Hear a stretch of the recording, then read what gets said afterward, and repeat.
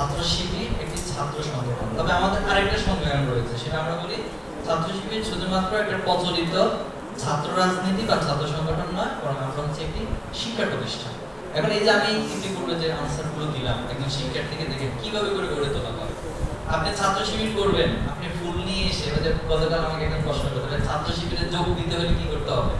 তো অন্য দলে যোগদানের জন্য আপনাকে যেটা করতে হবে, একটা বাহিনী নিয়ে আসতে হবে, 20-30 জনের একটা শোডাউন হবে। বড় ভাই এসেছে, বড় ভাই তার দল নিয়ে আরেক দলে যোগদান করছে, একটা ফুল থাকবে, মালা থাকবে, এর মধ্যে দিয়ে ছাত্র শিবিরে এই ধরনের কোনো প্রসেস নাই। আপনি ছাত্র শিবিরে যুক্ত হওয়া মানে প্রথমে ছাত্রকে সমর্থন করবেন, ঠিক তার পরের দিনে হচ্ছে আপনাকে 2-3টা বই ধরে নিতে হবে। কেন? এটা আপনাকে করতে হবে, জানতে হবে। তার মানে ছাত্র শিবির টোটালি হচ্ছে আপনাকে জ্ঞান ভিত্তিক এবং আপনাকে নিজেকে গড়ে তোলার একটা মেকানিজমের মধ্য দিয়ে মূলত ছাত্র শিবিরে সম্পৃক্ত করেন এবং এর মধ্য দিয়ে কাজ করেন। এজন্য ছাত্র শিবিরের জায়গা থেকে আমরা যেটা বলতে পারি, ছাত্র রাজনীতি বা ছাত্র সংগঠন হিসেবে ছাত্রদের অধিকার নিয়ে আমরা কাজ করি, আর পাশাপাশি হলো ছাত্রদেরকে গঠন করার জন্য যা যা প্রয়োজন সেগুলো করতে হবে।